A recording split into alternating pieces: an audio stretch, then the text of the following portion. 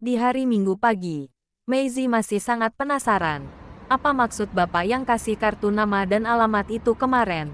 Ia pun memutuskan untuk mencari alamat yang dimaksud. Meizi pun berangkat. Ia menggunakan sepeda motor yang baru ia beli dari hasil usahanya. Ia pun keliling kota mencari alamat yang tertulis di kartu nama. Akhirnya ia menemukan alamat itu. Tapi Meizi merasa tidak percaya dengan alamat itu. Karena alamat itu sebuah perusahaan besar, yang terkenal baik dalam negeri maupun mancanegara. Berulang-ulang kali ia membaca alamat untuk memastikan kebenarannya. Dengan masih merasa ragu, ia pun memberanikan diri untuk langsung bertanya kepada security yang sedang berjaga. Ia pun mendekati pos jaga, dan langsung menyapa security-nya. "Selamat pagi Pak." Meizi duluan menyapa. "Pagi juga Bu. Ada yang bisa saya bantu?" Jawab security. "Maaf Pak, boleh saya tanya, benar alamat yang di kartu nama ini?" Meizi pun langsung memberikan kartu nama yang dikasih Bapak kemarin. Security pun langsung membaca kartu nama itu. "Benar Bu," jawab security. "Alamat yang Ibu cari." "Ibu mau ketemu siapa?" tanya security kepada Meizi.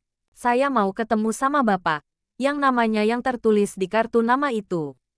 "Maaf Bu, saya telepon dulu orang stafnya. Bisa tidak Bapak sekarang menerima tamu? Dan juga Bapak pun tidak pernah datang ke sini. Biasanya kalau ada tamu, diarahkan ke tempat lain."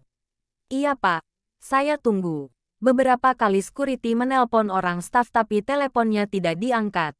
"Kalau boleh tahu Bapak Marzegas itu sebagai apa di perusahaan ini?"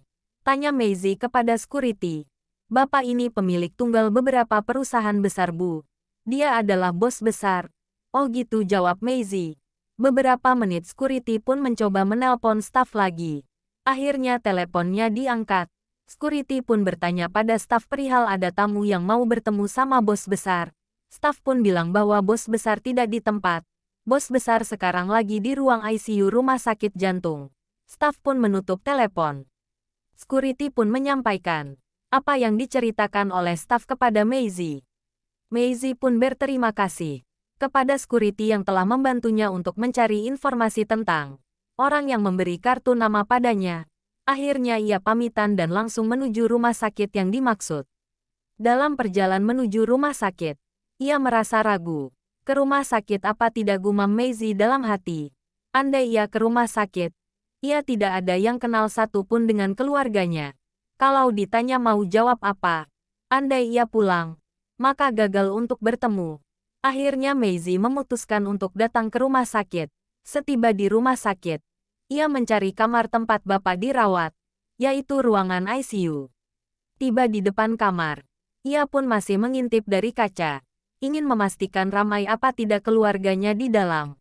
Ternyata tidak satu pun keluarga yang menjaganya. Hanya ada 2 suster yang bertugas. Meizi pun mengetuk pintu. Terdengar suara dari dalam. "Mempersilakan masuk." Meizi pun masuk. Belum sempat ia bertanya, suster duluan bertanya, "Maaf Bu, Ibu siapanya pasien?" "Saya bukan siapa-siapanya pasien. Tapi kemarin ada Bapak datang ke tempat saya. Di akhir perbincangan kami, dia memberikan kartu nama dan menyuruh datang ke alamat di kartu nama itu." Jawab Meizi kepada suster. "Tapi kenapa Ibu datang ke sini?" tanya suster. "Saya tadi sudah datang ke alamat yang dimaksud. Saya dapat informasi orang yang saya maksud sedang di ruang ICU. Itulah sebab saya kemari Sus." Akhirnya ia dipersilakan untuk melihat pasien, yaitu Bapak Marzegas. Meizi pun merasa bersedih, walaupun bukan orang tuanya. Bahkan ia belum kenal betul siapa pasien itu.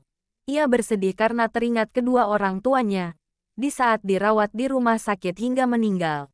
Ia pun bertanya pada suster, pada kemana keluarga pasiennya. Keluarganya belum ada yang membesuk. Yang ada kemari seorang ibu-ibu, katanya ia asisten rumah tangganya pasien. Meizi pun tidak tega meninggalkan bapak itu yang sedang sakit. Apalagi keluarga tidak ada yang membesuk. Ia pun memutuskan untuk menjaganya. Hari pun sudah sore. Meizi pun tidak berniat pulang sebelum pasien yang ia jaga siuman. Di sela waktu ia sempatkan cari makan. Karena pagi tadi cuma sarapan. Siang pun ia tidak sempat. Ia pun ke kantin untuk cari makanan. Sesudah makan ia kembali lagi ke ruangan ICU. Ia pun duduk di samping tempat tidur pasien. Hari sudah malam. Maisie menelpon karyawannya untuk memberitahu. Besok ia tidak ada di tempat usaha. Walaupun ia tidak di tempat, tolong kalian tetap masuk kerja. Toko tetap dibuka. Apabila ada kendala telepon saya, kata Maisie. Iya Bu, jawab karyawannya. Ia pun menutup telepon. Telepon saya, kata Maisie. Iya Bu, jawab karyawannya. Ia pun menutup telepon. Sesudah menelpon karyawannya, ia menelpon atasannya di kantor. Bahwa besok ia minta izin karena sekarang lagi temanin pasien di rumah sakit. Atasannya pun tidak mempersulit dan tidak banyak tanya. Karena dia tahu siapa Maisie. Kalau masalah pekerjaan, tidak ada yang tidak beres kalau sudah ditangani olehnya. Atasannya pun bilang boleh izin. Tapi kapan masuk kantor pekerjaan harus beres. Siap Pak, jawab Maisie. Akhirnya ia menutup telepon. Jarum jam di dinding sudah menunjukkan pukul 9. Pasien pun belum ada tanda-tanda akan siuman. Asisten rumah tangga pun belum datang. Hanya ia bersama suster saja, menunggu di ruangan itu. Tidak lama, ada yang mengetuk pintu. Ternyata asistennya baru tiba. Maisie pun memperkenalkan diri dan langsung bertanya pada ibu yang baru tiba. Ibu, siapanya pasien? Saya cuma asisten rumah tangganya Non. Keluarganya pasien di mana Bu? Non siapa? Ibu itu balik bertanya. Saya cuma kenalan saja Bu. Kalau keluarganya Tuan tidak ada Non yang dekat. Karena nyonya sudah meninggal 2 tahun yang lalu. Anaknya 1 cowok, tapi di luar negeri.